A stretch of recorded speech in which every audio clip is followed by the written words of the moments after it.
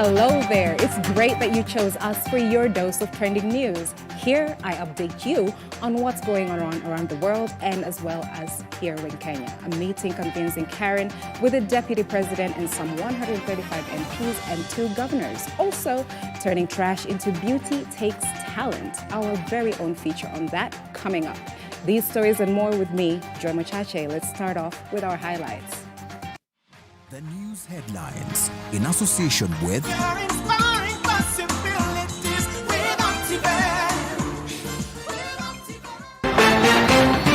In our highlights today, Deputy President William Ruto speaks to 100 MPs in Karen on the recent actions taken during the anticipated trip to Uganda. Also, our very own feature about the connection of art and nature using reclaimed wastewoods.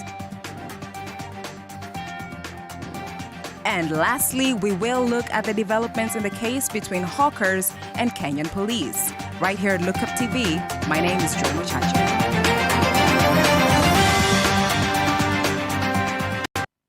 And some good news for a hawker who had 6 of his teeth knocked out by Nairobi County Council askaris will be paid over 400,000 shillings in compensation. Anthony Maina lost his teeth and had his jaw broken by officers of the city inspectorate after he failed to pay a bribe worth 100 shillings for alleged illegal hawking just last month. the officers Humphrey Muswangi, Hassan Shege and Dennis Masharia will pay 427,200 shillings to the hawker in installments after the 2 parties agreed to settle the case out of court. The 3 officers have since admitted to beating up the hawker. In a legal agreement administered by Harrison Lustulia Advocates, Anthony Maina will be paid 60,000 shillings for every tooth lost and 56,000 shillings for his broken jaw. They also agreed to pay for transport, food and 2 months' rent and hospital bills. The first installment of 160,000 shillings was scheduled to be paid to Maina's phone on the 3rd of August, followed by a second amount of 50,000 shillings to be paid on the following day. The rest of the amount, which is 217,200 shillings, is to be paid before the 17th of August this year. On the 2nd of July, the 3 officers are alleged to have handicapped Maina while he was hawking in the city before hitting him severely with a metal rod. The agreed amount will be paid in phases to the alleged victim's M-Pesa account. According to the settlement agreement, failure to comply to payments by the 3 will entitle Maina to pursue the issue in a court of law.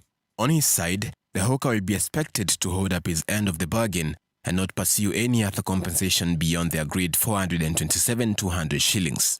Nairobi Deputy Majority Whip Waithera Shege has commented on the settlement, saying it will only serve to encourage impunity and corruption among city inspectorate askaris, since there were other thorough legal avenues through which the matter could have been resolved. Waris Kimathi, Look Up TV, Nairobi. Thank you, Waris Kimathi, for that report. The number of murder cases between couples has been on the rise in the country, raising many questions among citizens, especially concerning the area of mental health. Couples or lovers going through various challenges in their relationships find they do not end up seeking the help that they need. Excuse me for that. What exactly could be the cause of these cases that are rising every single day? Let's take a look at that. 2 days ago, Jonathan Mokundi Gashunga, a businessman in the industrial area of Nairobi, shot his 30-year-old wife Philomena Njeri following a domestic spat and later committed suicide using the same weapon at their home in Kiambu County. The death of the 2 lovebirds has shocked many friends and family members, with several speculations evolving around the cause of the murder. The couple is said to have had several arguments that would escalate at times, but no one thought things would end up this way. In another sad story of a deadly love which occurred on July 27, 2021, a 34-year-old Joyce Wanjiro, who was a girlfriend to Golden Nyakundi alias Ras, was stabbed to death by her lover who was unhappy with her decision to go work in Qatar.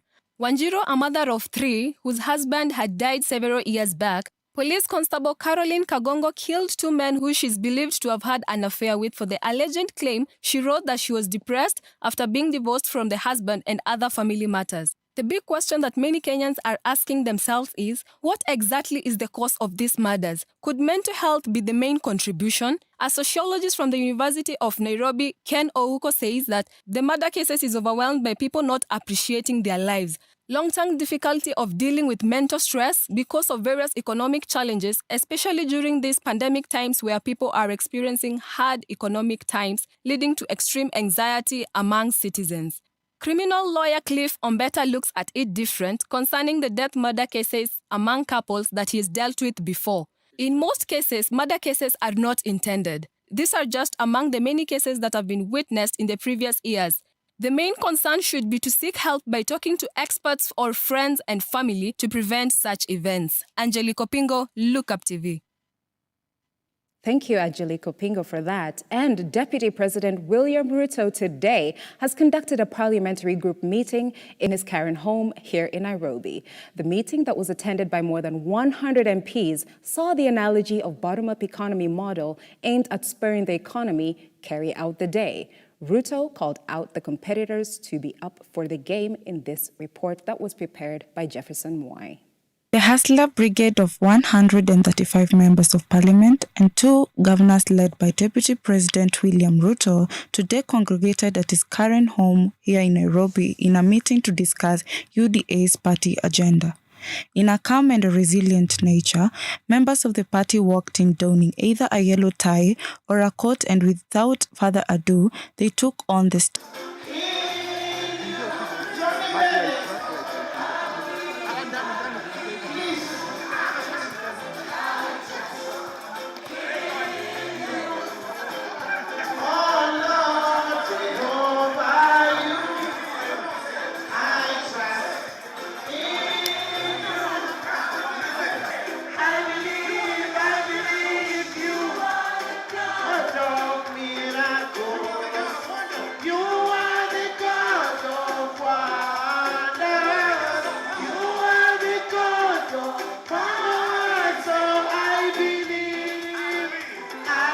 After that, Ruto addressed the press, putting forth the sum of the discussed agenda, which include parliamentary business, formation of UDA, and the surge in COVID-19, among others.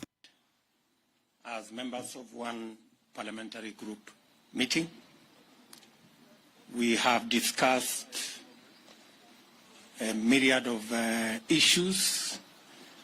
We have discussed about our political formation, the United Democratic Alliance.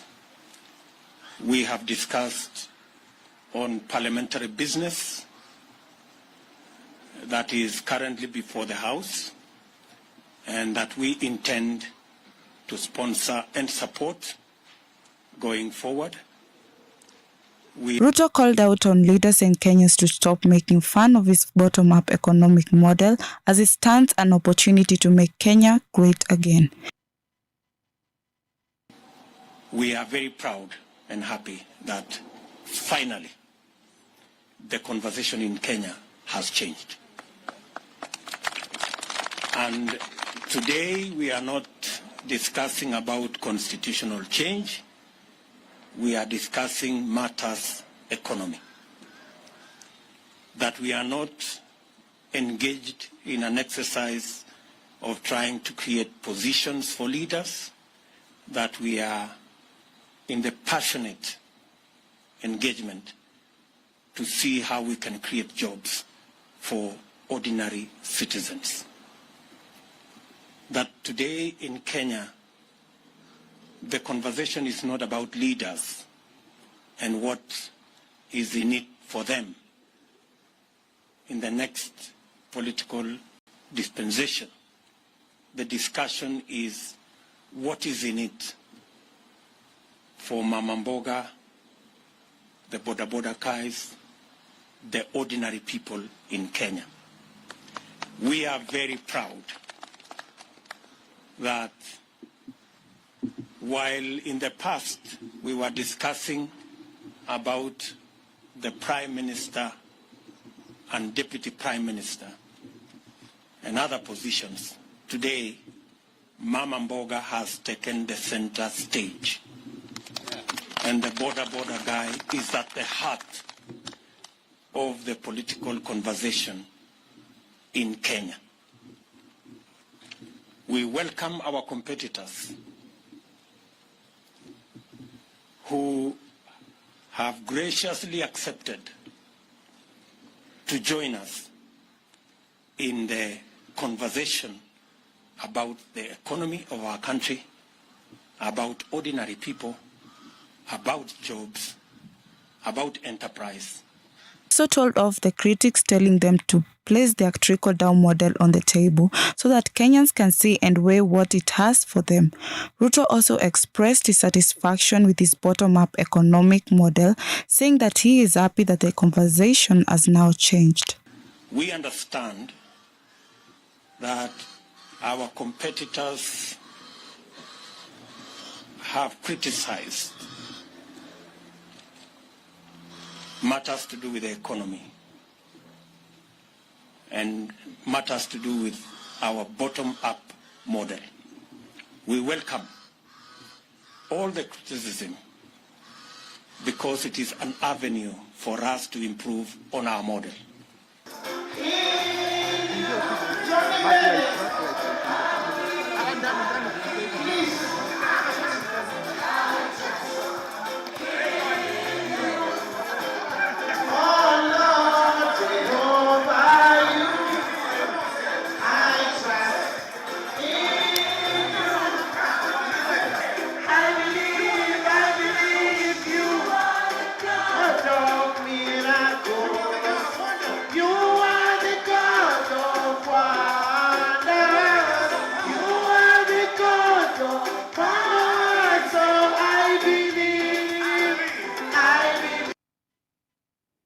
What a comprehensive report. And at this point, we're going to be taking a break. We shall be right back with the rest of our stories. Make sure you do come back.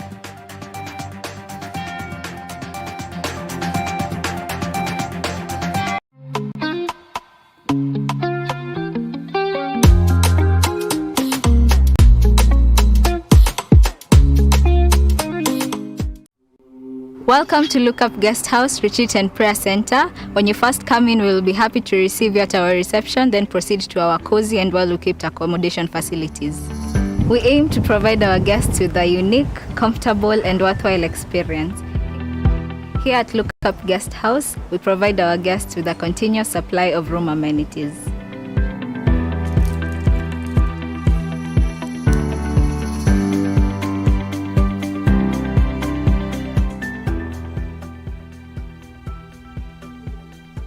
A cool environment for all your retreat activities. Lookup Guest House, Retreat and Prayer Center. For reservation, contact us on info@lookupguesthouse.org or call us on 0746 788 707. Like, follow, subscribe, click the notification button.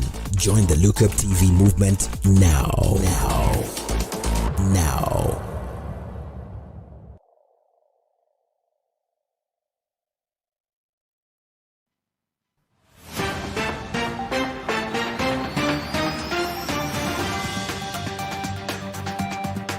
Welcome back. Why don't we move right along? Remember, our social media handles are at the bottom of the screen. I'd like for you to engage with me and let me know what you think.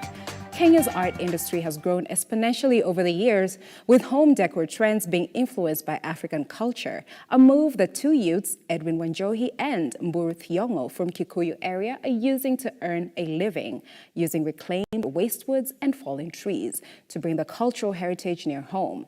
Lookup TV's Carol Wangari Wanjiru brings us their story on how wastewoods have found different meaning to those who put into proper use. Discarded wastewoods and fallen trees get thrown away or sold as firewood. But for those with a little imagination, these products are solid gold. And as the world struggles to manage its waste, two young men, Edwin Wanjohi and Mburu Thiong'o, present alternative ways through their innovation born out of repurposing discarded woods, a move that has breathed life into this business, you see, to create beautiful eco-friendly furniture that takes your breath away. Lately, home decor trends have been influenced by African culture, a style that these two young men have embraced with enough knowledge that he who abandons his culture is a slave, thus creating interior decor including seats, mirror frames, coffee tables, shoe racks, among others influenced by African culture. My name is Alboro Diongo. I'm from Kikuyu and I own a shop, a decor shop called the Wadi Gift Shop. And what I do is there's a mix of carpentry and art. And what led for me to mix carpentry with art is because before I started even building materials with carpentry, I first was introduced to art. So I first experienced the art. When it comes to art, it's more about utilizing what you have. For these two young men, the plan was simple. They understood the house must be decorated to look attractive to those living in it. Seeing discarded wood thrown away or getting sold as firewood was a good space and perfectly good material to use to appreciate their origins, so they say. So one day, hadi nilikuwa nyumbani, I just looked at the place, nikaona hakuna kitu kenye kiko kwa hiyo nyumba kina represent my state of identity, yani kwenye nimetoka. Juu ukiangalia kama meza, the design itself si ati imetoka in the African traditional way. So nikafikiria kwa nini tusijenge vitu kulingana na kwenye tumetoka. Si tuliinspire na assorted furniture ama rustic. This is the art yenye sasa iko inspired na culture na tradition. Inatoka from the indigenous trees. Sisi hufanya art yetu ni original in that ni natural. Inatoka from the nature itself. There are a lot of reasons why individuals seems to be influenced by African style designs. Some may be influenced by strong culture or wildlife. But what exactly attracted these two to venture into what they do? Instead, they are, for example, a stool. Using the traditional joinery, nikatumia more of slab na naeka tu indigenous trees as the legs and more of tuvitu tudogo, the small things. Sikuwa najenga more of furniture. Lakini venye niliona there is more to this than actually kujenga tu kitu. Unaweza jenga kitu, it represent your identity at the same time serve that function. And what do you need to venture into a business like this? So mi naweza sema kitu yenye ilinispark ni back then my cousin na pia my best friend Mboro Thiongo tulikuwa tunaenda kuinterview wasanii wengine Dogot Teachers College. We were going to take an art documentary. That's when we came across them, they inspired us. Then that light in us spark and ndio sasa tuko hapa. Running this business, however, has not been without a fair share of challenges. Haikuwa easy for us and it's not easy for anyone out there. So ningesema keep on pushing, keep on keeping, don't give up. Just do whatever you can. Just do anything. You'll find your passion on the way. Yes, kuna watu kuja kununua, but considering what we sell, most people go to look for zile vitu za kawaida zenye watu wamezoea. So hakuna mtu anaweza nafikiria kuna that African furniture. When you ask, a lot of people consider that fact. So ni ngumu sana ukute mtu anakuja kutafuta. Lazima sasa tuende out there tuwatafute, tuambie we have this unique product. And having learned from these adversities, they have this message for budding enterprises. Kwa mtu anaweza taka kuanza, it can be a very profitable business when you have your market and you have your raw materials, because I think for every successful business is about the cost of production. So hiyo ndio advantage ya hii biashara. The cost of production is fair, not low but fair. So ukitengeneza hiyo kitu utaweza kuuza any bei ya kulingana kenye customer anaweza afford. So the same stool you can sell for 2,500, you can also sell it for 1,500 and still get a profit. These two hope to expand their business range and also incorporate interior design on Kenya's market in the coming years. Penye tunataka kwenda next ni large scale interior design. So that is hotels or real estate. If somebody has house, and art is just about adding value to what's already valuable. So kama uko na nyumba pengine target yako ni rent ni 10,000, when we do interior decor for you, we can add value to that house and maybe it will be like 15,000. So kitu naweza sema start small. No, si lazima uanze kubwa na mashini nini. Nilianza kujifunza na mikono and that cost the cost. So kenye nilitoa pesa zangu, nitafuta tu pesa yangu kidogo nikaanza. As COVID-19 continues to have adverse effects on the economy, resulting to job losses and unemployment for the young people, Edwin and Mboro are using their talents to earn a living, thus posing a great challenge to youngsters out there. Carol Wangare Wanjiru, Look Up TV, Kiambu. Asante sana, Carol Wangari Wanjiru, for that. The World Health Organization is calling for the termination on issuing COVID-19 vaccine boosters on every country across the globe until at least end of September. Health CS Mutahi Kagwe said confirmed cases of COVID-19 in schools has doubled and yet have no symptoms. Our reporter Keith Gitonga with the Health Roundup. The World Health Organization held a press briefing where its Director General Dr. Tedros Ghebreyesus called for termination of issuing COVID-19 vaccine booster doses until September. This act is issued to bridge the gap between vaccinations in wealthy and poor countries as it continues to widen every single day. These populations need vaccines urgently, especially health workers, older people, and other vulnerable groups. The call for the moratorium is the strongest statement yet from the UN agency at a time when countries deliberate the need for the booster vaccines to combat the fast-spreading Delta variant of the coronavirus. I understand the concern of all governments to protect their people from the Delta variant. But we cannot and we should not accept countries that have already used most of the global supply of vaccines, using even more of it, while the world's most vulnerable people remain unprotected. High-income countries administered around 50 doses for every 100 people in May, and that number has since doubled. According to the WHO, low-income countries have only been able to administer 1.5 doses for every 100 persons due to lack of supply. And yet, even while hundreds of millions of people are still waiting for their first dose, some rich countries are moving towards booster doses.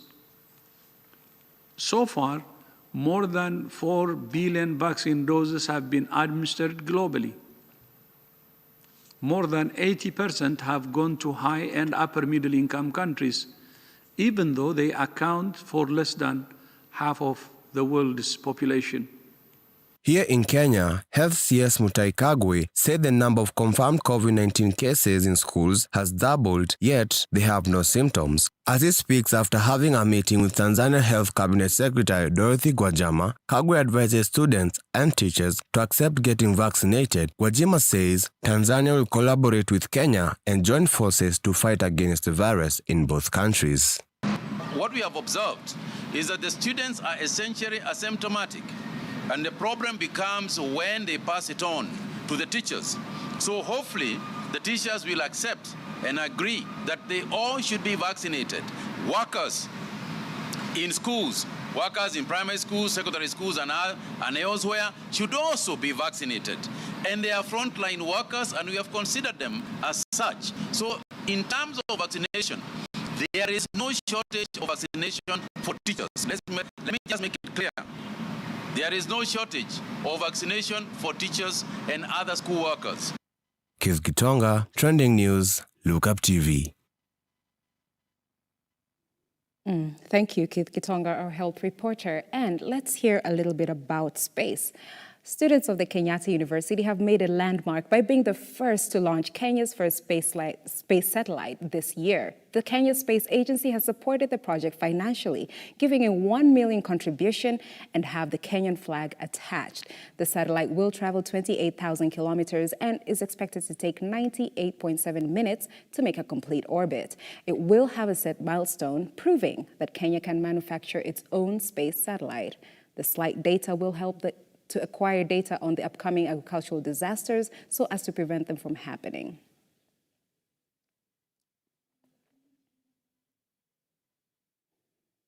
And a little bit about our fast food here in Kenya. According to a report by World Animal Protection, giant fast food chains such as Domino's and KFC have poor animal care and protection. Fast food chains in the country are under scrutiny as proper chicken handling standards result in lower quality of meat production. Of the 5 leading fast food brands in Kenya, Burger King, Domino's, and Subway have not made the mark, while KFC and Pizza Hut score at only 6% on animal care and commitment.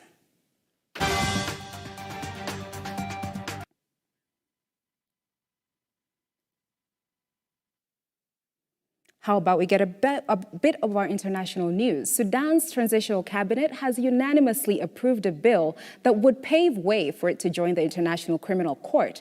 The draft was approved in preparation for a joint meeting between the governing Sovereign Council and the cabinet to pass it into law. Roger Miruki with this and more in our international news.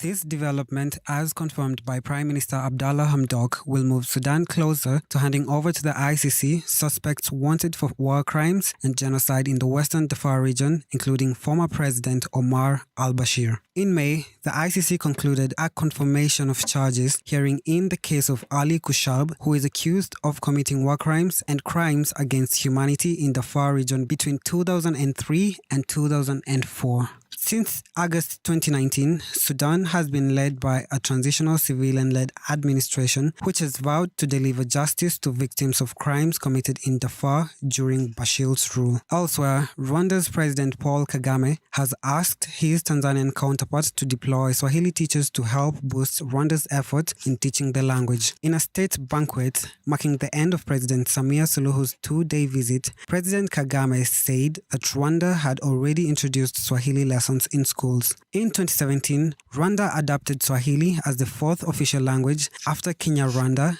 French, and English, but pickup of the language has been slow because of a shortage of teachers. Swahili is also the official language of the East African Community, which Rwanda is a member state. Last month, on the African Integration Day, Uganda's President Yoweri Museveni called on all Africans to learn Swahili to aid in unifying the continent. Finally, at least 17 members of a wedding party traveling on a boat were killed on Wednesday during a massive lightning strike in Bangladesh, 302 kilometers northwest of the capital Dhaka.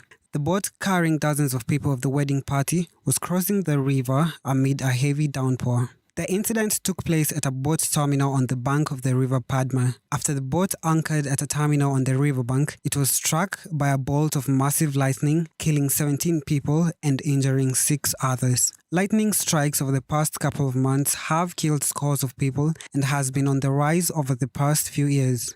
Experts have blamed the rise in lightning strike deaths directly on climate change that has made Bangladesh more vulnerable to the impacts. Roger Morioki, Look Up TV. Why don't we get a bit of sports? Defending Olympic marathon champion and world record holder Eliud Kipchoge is optimistic he will perform as well in the clock tickled down to the much-awaited showdown scheduled for Sunday in Tokyo. As Alvin Kausai reports, let's hear all about that.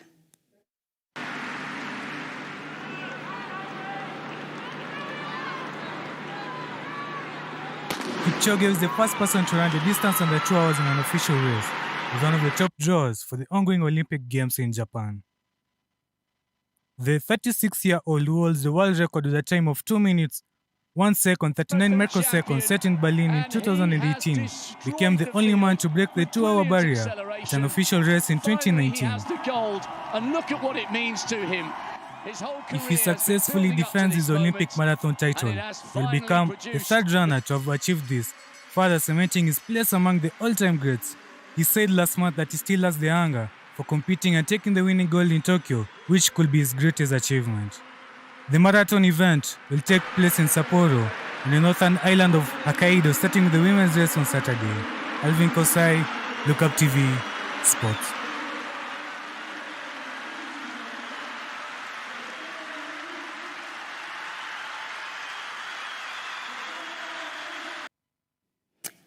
And before I let you go, let me fill you in on what's trending so you can go and check it out for yourself.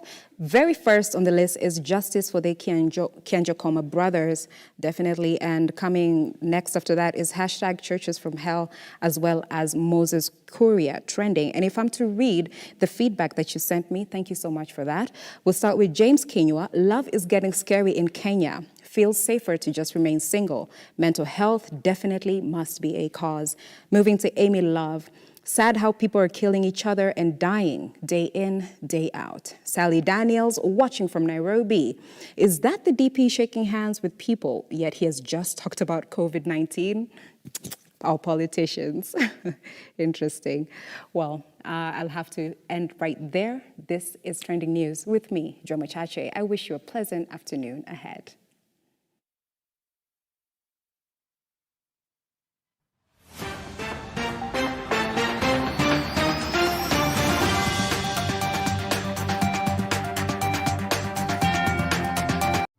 We value your feedback and welcome your complaints about our programming and operations. Feel free to get in touch with us through